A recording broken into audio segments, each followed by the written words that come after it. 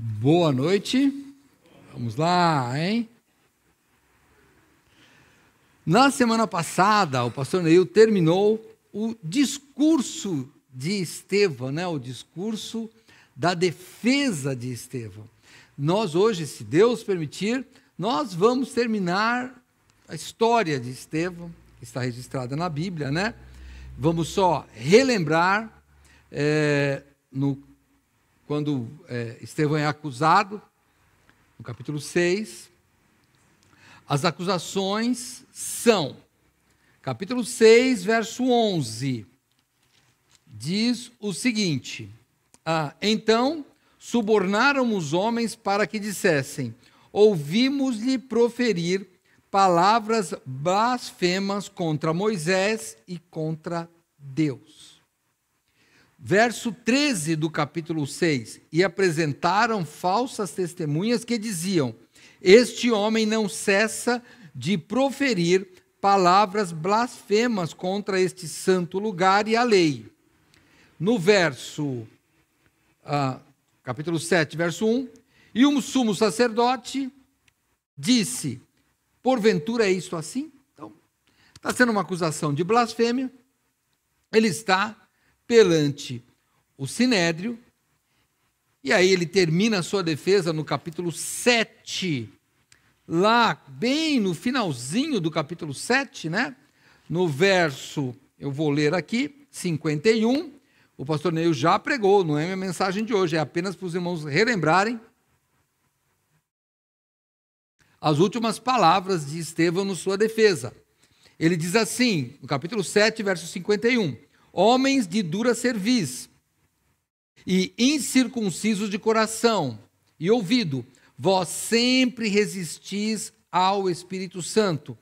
Assim sois vós, como vossos pais. A qual dos profetas não perseguiram vossos pais? Até mataram os que anteriormente anunciaram a vinda do justo, do qual vós ainda fostes traidores e homicidas. Vós que recebedes a lei por ordenação dos anjos e não a guardastes. E aí, no verso 54, que é o texto de hoje, diz assim: e ouvindo eles isto, enfureciam-se em seus corações e rangiam os dentes contra ele. Mas ele, estando cheio do Espírito Santo, fixando os olhos no céu, viu a glória de Deus e Jesus, que estava à direita de Deus. E disse: eis que vejo os céus abertos, e o Filho do Homem que está em pé à mão direita de Deus. Mas eles gritaram com grande voz, taparam os seus ouvidos e arremeteram, unânimes contra ele. E expulsando-o da cidade, o apedrejavam. E as testemunhas depuseram as suas capas aos pés de um jovem chamado Saulo. E apedrejaram a Estevão, que em invocação dizia: Senhor Jesus, recebe o meu espírito. E pondo-se de joelhos, clamou com grande voz: Senhor, não lhes imputes este pecado. E tendo dito isto, adormeceu. Até aqui, vamos orar.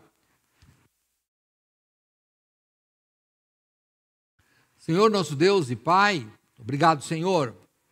Obrigado, Pai, por tua palavra lida, e eu te peço orientação para que agora nós possamos estudá-la, meditando nela e aprendendo, Senhor, coisas que servem para a nossa vida hoje.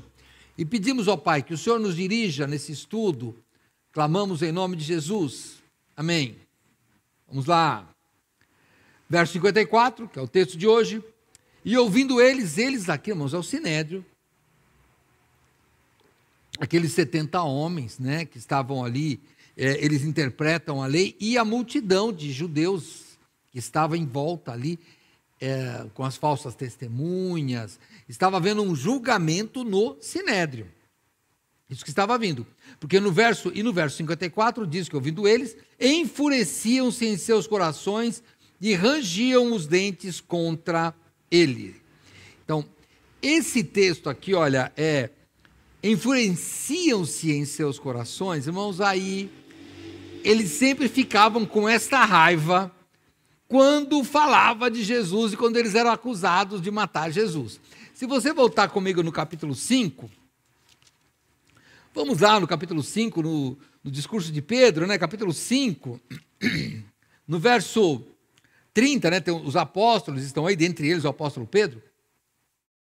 Diz assim, no verso 29, capítulo 5, 29. E respondendo Pedro e os apóstolos disseram, mais importa obedecer a Deus do que aos homens. O Deus de nossos pais ressuscitou a Jesus, ao qual vós matastes, suspendendo-o no madeiro. Deus, com sua destra, o elevou a príncipe e salvador, para dar a Israel o arrependimento e a remissão dos pecados. E nós somos testemunhas acerca destas palavras, e também o Espírito Santo que Deus deu àqueles que lhe obedecem. Então, e aí você vai ver no verso 33, e ouvindo isto, eles se enfureciam e deliberaram matá-los. Era assim que eles ficavam, né? Muito enfurecidos. E aqui, quando Estevão, a Bíblia diz que eles rangiam os dentes. Irmãos, é uma expressão, né? Ranger os dentes, irmãos, significa nervosismo, ódio, fúria. É uma expressão de amargura.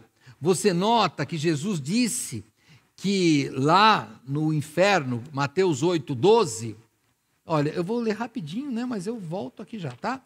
Você sabe o que está escrito lá em Mateus 8, 12, mas eu vou ler. E os filhos do reino serão lançados nas trevas exteriores, e ali haverá pranto e ranger de dentes. Essa é a ideia, né, de braveza, né? Então eles estavam assim, literalmente furiosos, furiosos, furiosos. E nós temos que nos conformar com isso, irmãos. Porque onde o evangelho verdadeiro é pregado, ele fala do arrependimento, fala que o homem é pecador, tem que se arrepender e precisa de Cristo para se reconciliar com Deus. Isso gera fúria, porque sempre que o ser humano se vê que a resposta não está nele, ele fica furioso. Você começa a falar com um cientista, ele fica furioso com a gente, ou até banaliza a fé, porque ele fica furioso, tem que depender dele, do ser humano. E aqui fugia, né? Dizia, ó, Jesus está falando que nós temos que nos arrepender. Esse Jesus causava muita irritação para eles. E isso vai acontecer hoje. Mas vamos pensar, diante disso, irmão, quando nós vemos aqui no finalzinho, aqui, né, quando eles se enfurecem, rangem os dentes, Estevão, irmãos, ele sabia já da sentença. Ele já sabia. Veja, ele leva o discurso dele, como nós temos falado aqui, né, nessas semanas todas, irmão. Ele não muda o discurso dele. Ele não muda. Irmãos, olha, você está falando, e geralmente você vai notando a expressão da pessoa. Então não foi de repente, eles estavam se enfurecendo. E vamos pensar, não está na Bíblia, eu inventando aqui, hein? Imagina que eu sou Estevão e estou morrendo de medo. Aí eu falo, o negócio é eu mudar meu discurso, porque isso aqui não vai dar certo para mim, não. Eu vou começar a dizer, olha, mas vocês são bonzinhos, né? Lembra de um homem, eu não vou ler agora aqui, mas lá em Atos, Tértulo, ele vai acusar Paulo, e ele começa, rei, sua bondade, tá aqui, ele começa a jogar um monte de flores. Estevão, ele continua com o que ele começou. Olha como ele termina, as últimas palavras do discurso. Vocês, verso 53, vós que recebestes a lei por ordenação dos anjos e não aguardastes. Ele está dizendo, vocês que estão aí para julgar segundo a lei não estão fazendo isso. É isso que ele fala. E aí é claro que vai explodir. Estevão continua o discurso. Primeira pergunta minha que eu vou refletir com os irmãos, né? Onde para o seu discurso? Quando o chefe te ameaça demitir, se você for crente? Quando você perde a amizade de alguém porque é crente? Quando? Quando? Será que nós vamos até o final no nosso discurso? Sou crente do começo, vou ser crente até o fim. Será que somos? Estevão foi um exemplo. Vou até o fim. Eu vim aqui para defender a doutrina de Cristo e vou defendê-la até o final. Vai causar morte, Estevão. Consequência da minha fé. Ele continua. E aí no verso 55, você nota que quando ele vê aquela expressão furiosa de todo mundo bravo contra ele, a Bíblia diz, né? Coração enfurecido e dente rangendo. O que ele faz? Irmãos, olha, vou usar uma gíria aqui, desculpa, mas ele não alivia o negócio. Ele parece que ele cutuca, porque daí ele fala, mas ele, estando cheio do Espírito Santo, fixando os olhos no céu, viu a glória de Deus e Jesus que estava à direita de Deus. Por que a Bíblia registra isso? Irmãos, ele pegou força. Era como se ali Deus estava dizendo, eu estou do seu lado. E olha, spoiler, né? A gente já sabe, hein? Já acabei de ler, né? Ele vai ser apedrejado. Mas Deus está do lado dele. Então, e vai ser apedrejado. Com Deus do lado dele. Dá uma olhada. Estevão, irmãos, a Bíblia diz aqui, estando ele cheio do Espírito Santo. Lembra quem é Estevão? Estevão é um dos diáconos escolhidos lá em Atos capítulo 6. Vamos lá para Atos capítulo 6? Rapidinho. Capítulo 6, verso 3. Como é que era aqui, Escolhei, pois... Isso é a escolha dos diáconos, hein? Então, como é que era para... que os apóstolos falaram para escolher os diáconos? Ele diz assim, escolhei, pois, irmãos, dentre vós, 7 homens de boa reputação, cheios do Espírito Santo e de sabedoria, aos quais constituamos sobre esta necessidade. Então, tinha que ser boa reputação, cheio do Espírito Santo e de sabedoria. E entre os quais, quem é escolhido? Estevão, né? Verso, capítulo 6, deixa eu ver aqui, verso 5, né? E este parecer contentou a toda a multidão, e elegeram Estevão, homem cheio de fé e do Espírito Santo. Olha que interessante. Deus, claro, na onisciência dele, já sabia que precisava de homens assim. Irmãos, e o que é cheio do Espírito Santo? Pense bem, irmãos, eu creio que cheio do Espírito Santo, irmãos, é o homem cheio da palavra de Deus. Porque você nota que Estevão, ele faz o discurso dele, ele cita a escritura inteira ali, desde Abraão, ele começa a puxar de Abraão, ele fala, e ninguém contesta. Ninguém contra-argumenta com ele. Porque na Bíblia, eles não tinham que conversar com ele. Eles sabiam do que estava falando. Então, nós, para sermos cheios do Espírito, nós precisamos estar preparados dentro da palavra de Deus. Não é que Pedro diz, para a gente responder com mansidão àqueles que nos questionam a fé? E como é que a gente questiona? Brigando, não. Gritando, não. Nosso argumento está na Bíblia. É lá que estava o argumento de Estevão estava na Bíblia. E aí ele prova que é cheio do Espírito Santo. Porque daí ele fala da Bíblia, fala de Abraão, conta toda a história com até certos detalhes. Como alguém que sabia o que estava fazendo. E nós, estamos nos preparando para isso?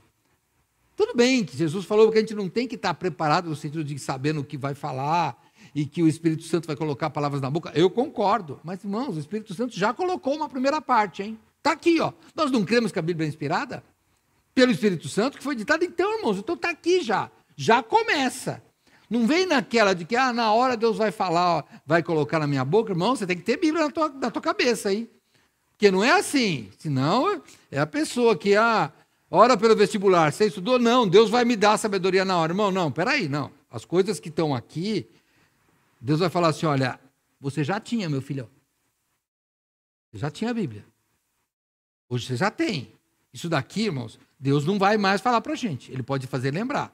Mas ele não vai mais falar, ele já falou. Agora é outra coisa que ele vai colocar na nossa boca. Talvez ele nos coloque como fez com Estevão. Ele nos coloca a ordem das coisas, que a gente já sabe, para responder. Então comece a pensar nisso. Comece a se preparar. Nós já falamos tanto que estamos sendo perseguidos, cristão perseguido, não responde com a Bíblia. É só com isso. Deixa que depois as pessoas vão resolver do jeito delas. Nós só temos que falar da Bíblia. Foi isso que ele fez. E o que é que o Estevão ele continua aqui, né, no verso 56. Vamos lá. Quando ele vê, irmãos, ele declara. Ele não fica quieto. Ele podia dar um sorriso. Ele podia falar baixinho assim: ai, Senhor, obrigado que o Senhor está comigo. Ele declara publicamente, verso 56. E disse, Estevão está dizendo: eis que vejo os céus abertos e o Filho do Homem que está em pé à mão direita de Deus. Esse foi a gota d'água. Porque ele fala. Por que ele fala? Irmãos, ele fala porque Jesus Cristo é real. Jesus não pode ser uma lenda. Lembra do pastor Neil domingo à noite, do que ele falou? Lá em Atos capítulo 15, que você mencionou, né? Atos capítulo 15, vamos lá. 1 Coríntios capítulo 15, perdão. 1 Coríntios, no capítulo da ressurreição lá. Lembra? Vamos lá, olha. 1 Coríntios capítulo 15, falando de Jesus Cristo, né? Diz aqui, porque, verso 3, porque primeiramente vos entreguei o que também recebi, que Cristo morreu por nossos pecados, segundo as Escrituras, e que foi sepultado e que ressuscitou ao terceiro dia, segundo as Escrituras, e que foi visto por Cefas, que é Pedro, e depois pelos 12, e depois foi visto uma vez por mais de 500 irmãos, dos quais vive ainda a maior parte, mas alguns já dormem. Irmãos, quando Paulo escreve isso, é depois de Estevão. Então, lá, ele sabia, o Estevão sabia, pastor, disso. Como o senhor falou domingo. Que tinha mais de 500 pessoas. Era um fato real, não podia ser negado. Então, ele está falando, olha, eu estou vendo, aquele Jesus ressuscitou, e aí ele acrescenta algo na narrativa. Ele diz, eu estou vendo. Então, se você pensar bem aqui, ó, vamos aí, né, viajar juntos na maionese, aí, como diz a moçada, hein? Estevão era uma testemunha ocular, os 500 lá que viram, aquelas 500, nós fizemos a conta lá, 514 pessoas, né? Eles viram Jesus aqui em carne. E Estevão, ele vê Jesus lá à direita do céu. Olha que testemunho que ele dá. Mas a gente não somente viu que tinha mais de 500 pessoas que viram Jesus aqui, neste mundo, já ressuscitado, como tem uma que viu Jesus já no céu, onde ele estava. E isso, irmãos, é um negócio bom para nós sabermos que ele viu.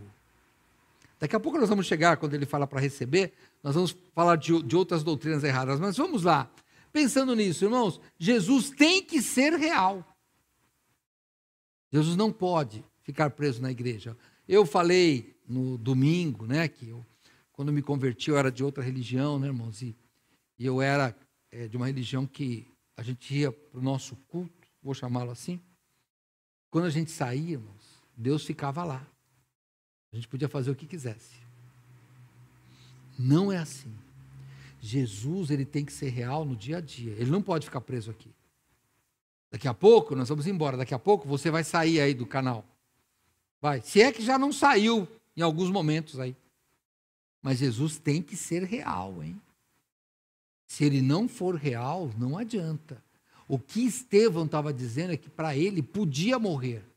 Por que que Estevão, irmãos, e outros cristãos não têm medo de morrer? Irmãos, porque é real, sabe para onde vai. É por isso que a gente quer morrer. A gente não quer cometer suicídio. A gente não quer morrer porque vai acabar tudo, não. A gente quer morrer, quer partir desse mundo para encontrar com Cristo, porque até o apóstolo Paulo diz, porque estar com Cristo é muito melhor. É assim que nós estamos. E por que é muito melhor? Porque é real. Se for só nesse corpo, não é melhor. Que nós não ficar apodrecendo, a gente não quer isso. Nem que a gente não sinta nada, a gente não quer. Só de pensar nisso, né? Eu conheço uma pessoa, cada um tem um jeito de pensar, né? Sabe o que ela disse? Ela disse assim: olha, se eu morresse, eu queria colocar ar-condicionado no caixão. Por quê? Você já pensou que deve ter quente lá dentro? Então devia ter um ar-condicionado para não ficar... Falei, puxa vida, olha só. Olha o pensamento. Se você é um desses, né? E olha, eu sei que é uma força de expressão, né? Eu espero que ela esteja brincando, mas ela fala algumas vezes isso. Então, vamos lá. Nós não precisamos, nós vamos estar, a Bíblia diz, nos tempos de refrigério de Cristo. Estevão já estava antevendo o ar-condicionado. Tempos de refrigério, porque é real. E daí o que eles fazem? Volta lá para Atos capítulo 7. Eles fazem, como o professor Roberto Brito, que deu aula para mim, ele chamava isso aqui de argumento tijolo. Verso 57. Mas eles gritaram com grande voz, taparam os ouvidos e arremeteram-se unânimes contra ele. Como diz o professor Roberto, era argumento tijolo. Tapa o ouvido, não quero mais ouvir. Pega um tijolo, joga no meio e fala, acabou a conversa. É isso que eles fizeram, jogaram, não esperaram mais nada. E note o seguinte, irmãos. Vamos lá na minha novela aqui, ó. Na minha novela, que não está na Bíblia, hein? Mas vamos lá. Fiquei pensando, pastor Neil, de alguém falar assim, olha, vamos tomar cuidado, o pessoal está enfurecido, eles vão matar esse homem. Vamos levar para o governo romano? Na minha novela, isso não existiu, hein? Eu que estou mandando lá minha carta para aquela emissora fazer uma novela. Um deles, na minha novela, vai lá e sabe o que o sumo sacerdote diz? Não, com Jesus já foi uma luta para crucificar. O Pilatos falou que não tinha nada, esse aqui eles vão expulsar a gente. Não, o negócio é resolver por aqui mesmo. Eu estou brincando. Mas você nota que eles não pensaram, não cogitaram em levar para o governo romano. Não, blasfêmia era a mesma coisa que Cristo tinha sido ameaçado. E cadê estamos aqui com o Marcelo, aqui, o nosso advogado aqui, ó. Já tinha jurisprudência. O governo já tinha recusado. Quase que não crucifica, o outro não ia conseguir. Aproveitou e falou assim, não, vamos levar. Mas não tem isso na Bíblia. Eu só estou imaginando que eles não levaram para o governo. E eu vou levar essa ideia, que é só uma ideia, irmãos. Não tem nada bíblico, nada teológico. Mas eu acho que eles sabiam o que estavam fazendo. Só tem uma coisa. Estevão também sabia. E aí é um por um. Vocês sabem o que estão fazendo? Eu também sei. É isso que Estevão está. Estevão tinha uma linha, que nós vamos chegar nela no final. E eles também tinham. Eles acusavam de blasfêmia. E o que Estevão está fazendo? Ele não está se defendendo da blasfêmia. Ele está anulando a blasfêmia, dizendo, este é o Messias. Por isso que não é blasfêmia. Por que Estevão, um homem cheio de fé do Espírito Santo, ele não defende, ele não fala nada de blasfêmia? Porque, pensa, blasfêmia era se Cristo não fosse o próprio Deus. Aí sim seria blasfêmia. Mas Cristo é o próprio Deus. Então não é blasfêmia. Porque eu não posso blasfemar contra a pessoa que é o que ela diz que é. Porque Jesus tinha dito, eu e o Pai somos um. Jesus tinha falado para aquele homem que estava enfermo, perdoados são os seus pecados, e os próprios judeus disseram, quem pode perdoar pecados senão Deus? Lembra? E Jesus fala o quê? O que é mais fácil? Falar para ele levantar da enfermidade dele ou perdoar pecado? Pois para vocês saberem, e aí está implícito, que eu sou Deus, porque ele fala que o Filho do Homem pode perdoar pecados, ele olha para o homem e diz, a ti te digo, toma tua cama, levanta, toma tua cama e vai embora. E o homem vai. E o que é que os judeus dizem? Blasfêmia naquele dia? Pode, depois você vai lá e vê. Não, ele diz assim, ó, hoje vimos prodígios. É isso que eles falam. Então, olha, Estevão sabia. Se eles sabiam, Estevão também sabia. Mas vamos continuar o texto, né? Hoje é corrido, né? Verso 58. E expulsando-o da cidade, o apedrejavam. E as testemunhas depuseram as suas capas aos pés de um jovem chamado Saulo. O que eles fazem? E aí tá, parece uma multidão enfurecida. Parece que é um linchamento, mas não é um linchamento. Hein? É um julgamento pelo Sinédrio. Por quê? Deixa marcadinho aqui, olha, eu vou hoje, não é blasfêmia, mas eu vou pegar uns minutinhos a mais, hein? Vamos para Levítico, capítulo 14, só porque é curioso.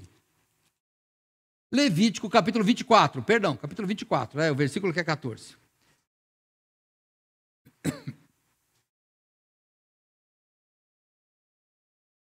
Versículo 14, do capítulo 24 de Levítico. Tira o que tem blasfemado para fora do arraial. Opa, Estevão, fora da cidade. E todos os que o ouviram porão suas mãos sobre a sua cabeça. Então toda a congregação o apedrejará. E aos filhos de Israel falarás, dizendo: qualquer que amaldiçoar o seu Deus, blasfêmia, levará sobre si o seu pecado. E aquele que blasfemar o nome do Senhor, certamente morrerá. Toda a congregação certamente o apedrejará. Assim o estrangeiro como o natural, blasfemando o nome do Senhor, será morto. Deu para notar? Irmãos, teve um julgamento. Quando você lê Atos capítulo 7 lá, parece assim que, olha, e apedrejaram Estevão. Não, eles expulsaram da cidade. Eles fazem o ritual de Levítico 24. Tiram para fora da cidade. E você nota o seguinte, olha, quem coloca as vestes aos pés de Paulo? As testemunhas. Porque as testemunhas eram as primeiras a tirar pedra. Elas testemunhavam, então elas eram as primeiras a atirarem pedra. Então, por isso que elas estão com a roupa de Estevão. Elas é que estão preparando o apedrejamento. Elas que fazem isso. E você nota aqui que eles fazem o julgamento judaico. Não era um negócio assim. Falei, não é um linchamento. Não pense que foi um linchamento. Irmãos, se nós formos perseguidos um dia, nós seremos julgados. E as leis vão nos condenar. Quando a gente vê aqueles vídeos horríveis de alguns países lá do Oriente Próximo, lá daquela região da Ásia Central, executando os cristãos, degolando e tal, não é que eles estão sendo maldosos, eles estão cumprindo a lei, sabia? A lei diz isso. Pronto. Se você não adora o Deus que eles dizem que é Deus, você vai morrer e acabou. Então, nós temos que tomar cuidado. Por quê, irmãos? Porque são as leis que mudam. E elas é que dizem, usa a Bíblia, não usa a Bíblia. É a lei que diz. Pode casar homem com homem, mulher com mulher, ou não pode. É sempre a lei que diz. Então, ali, eles estavam amparados pela lei. E uma coisa, né? Outra falar com um colega lá, olha. A lei nem sempre é justa. E não tem nada a ver uma coisa com a outra, infelizmente. Irmãos. O julgamento é legal e às vezes injusto. Então, imagina. Eu devo um valor X. Passa-se alguns anos, você sabe disso, a nossa lei diz, a dívida não existe mais. Então, eu devo para o Neil um valor, passou determinado número de anos, não vem aqui ao quê? E ele vem me cobrar e fala, pastor, essa dívida não existe mais. Porque a lei diz que depois de X tempo, a lei não existe mais. E se você me cobrar, eu te processo e eu ganho. Ganha, pastor, ganha. Já tem decisão que se você cobrar uma dívida vencida, você deve uma indenização para as pessoas. Agora eu pergunto, e se a lei, agora, no fundo, eu devo ou não devo? Não. No fundo eu devo, irmãos. Então veja, a lei, ela vai fazer o que o autor dela mandou fazer. Só que aqui, Estevão estava convicto. Por que ele estava convicto? Ele não fala que a lei é injusta, e não. Porque ele estava olhando para o autor da lei. E ele sabia que quem estava blasfemando, na verdade, era aquele povo, porque recusaram o Filho de Deus. Assim como o povo de Israel recusou. Veja como Estevão leva a defesa dele. Na verdade, quem está blasfemando é o Sinédrio. Porque quando eles viram o Messias, eles recusaram. Quem estava blasfemando era o povo de Israel, que quando viram Moisés como libertador, não o reconheceram como libertador. Quem blasfemou foi o povo do cativeiro, que quando viram Jeremias, não queria Jeremias como profeta de Deus. Então, na verdade, usavam a lei para subverter a justiça. É isso que eles faziam. Então, Estevão, olhando para o autor da lei, e é importante saber qual é a vontade do autor da lei. E a vontade do autor da lei era que o nome de Deus fosse glorificado. Vou só aplicar uma coisa aqui antes de chegar em Saulo. Pense na sua vida. Não precisa julgar o Supremo Tribunal, sei lá, o tribunal, não. Sua vida.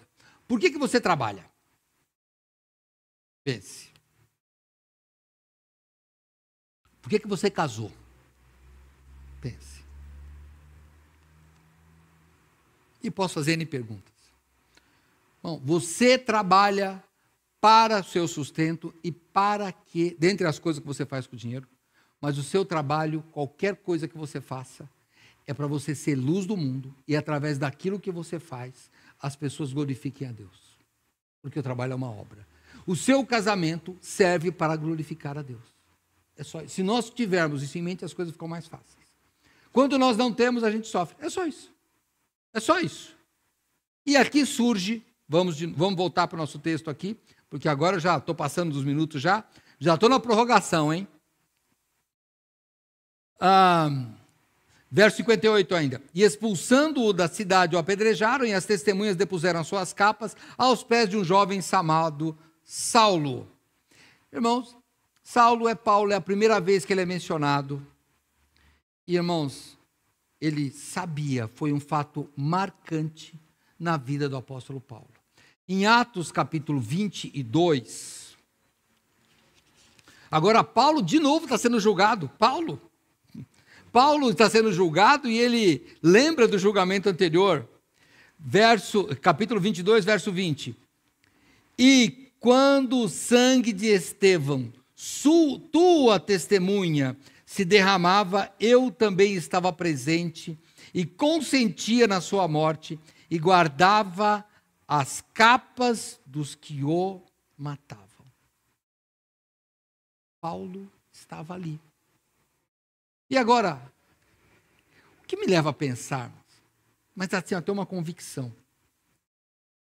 Paulo escutou o discurso. Não, ele escutou tudo aquilo. E na hora o que ele fez? Pegou as capas. Quando ele saiu daí, o que ele fez? Nada, ele continuou a vida dele. Quando ele saiu dali, ele pegou cartas ainda para perseguir mais ainda. Mas um dia, irmãos, quando Deus toca no seu coração e você se converte, tudo aquilo começa a fazer sentido para você. Lá no capítulo 22, Paulo está dizendo, eu sei o que é que está desse lado aí. Eu estava.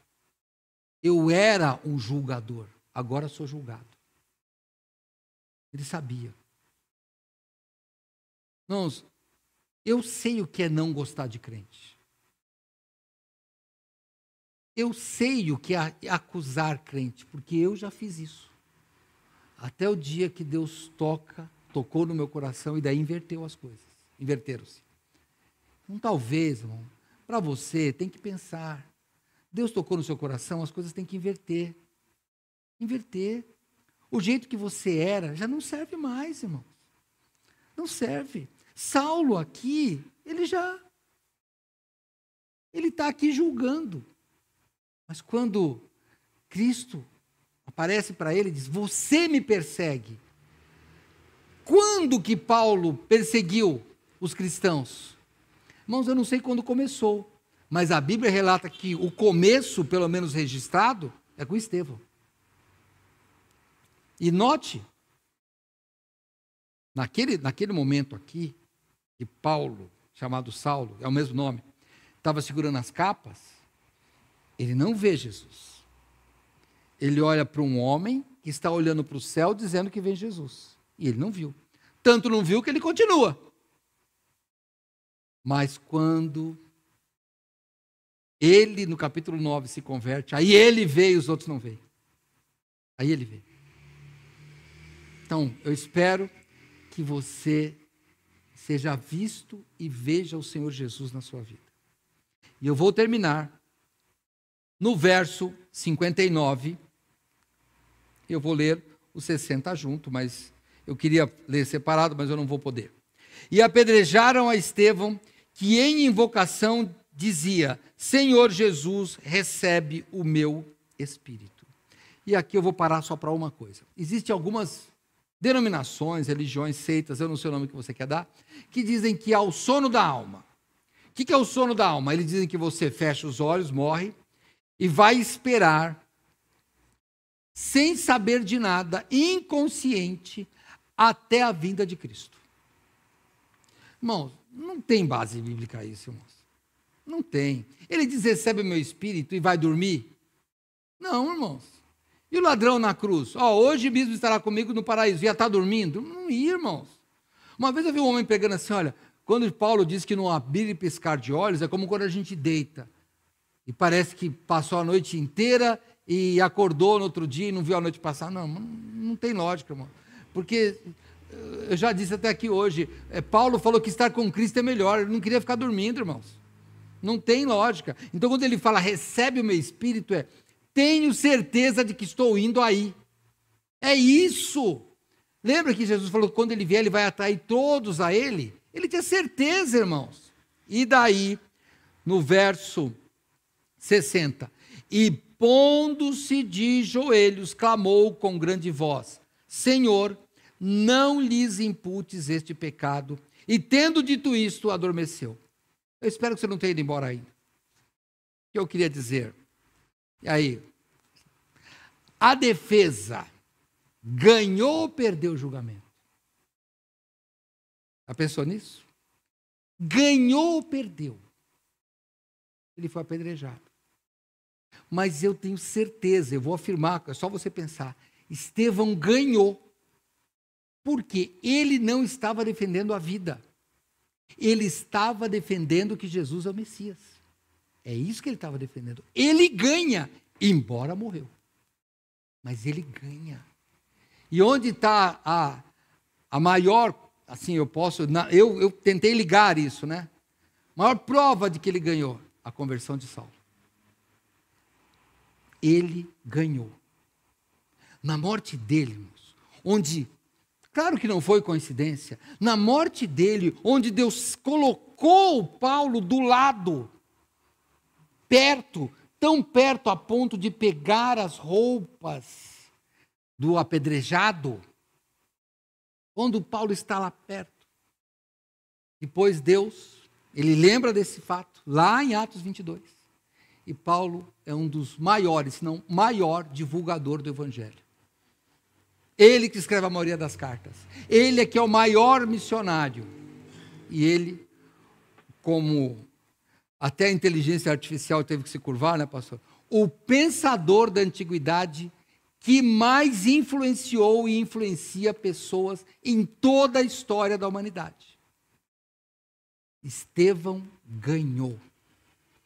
Morreu, ele não estava defendendo a vida. Ele estava defendendo a Cristo. Irmãos, é isso que nós temos que pensar. Porque os apóstolos, quando eles sofrem, a Bíblia diz que eles foram açoitados e eles se regozijaram por poderem participar dos sofrimentos de Cristo. Quando este Paulo, um profeta, fala: olha, você vai ser preso em Jerusalém, os irmãos falam: não, não vai, eu estou disposto a ser preso e até a morrer. O cristão que defende sua fé sempre vai ganhar. O livro dos mártires é um livro com esse nome, o livro dos mártires. É um livro de pessoas que morreram. Os vencedores que estão vivos no céu. Pense nisso. Estevão, você que pegou desde o começo, quando eu falei que era uma defesa jurídica, a nossa defesa aqui ganhou. Estevão é o grande vencedor daquele julgamento. Não o Sinédrio. Que a sua vida, através de Cristo, você seja o grande vencedor pela fé. Porque esta é a vitória que vence o mundo, a nossa fé. Vamos orar. Estaremos aqui de volta no domingo. Agora encerramos na semana que vem, se Deus quiser, nós já vamos para a perseguição que segue, enfim. Terminamos, Estevão, lembre-se, você viu aqui, o maior discurso escrito na Bíblia do Novo Testamento, de um homem que não era apóstolo, é o maior que tem, de um homem que mudou vidas e de um homem que muda, através do exemplo dele, Deus mostra para Paulo que existe uma vida melhor, num outro mundo, e agora sim, o apóstolo Paulo não viu Jesus, mas depois ele vê. Que você, que talvez esteja assistindo aí, não viu Jesus, que você possa vê-lo, porque um dia ele nos viu e nos tocou. Vamos ter vitória pela fé. Senhor, muito obrigado por esta noite. Agradecemos, Senhor Deus, pela tua bondade e misericórdia. Dirija-nos, Pai, nos nossos estudos, na nossa meditação, e que possamos mudar nossa vida, nos adequando, Senhor Deus, às verdades da tua palavra. Oramos em nome de Jesus. Amém. Perdoe os minutos que eu passei, mas até a semana que vem, até domingo, aqui na transmissão, e se você estiver presencialmente, até sexta-feira. Deus abençoe.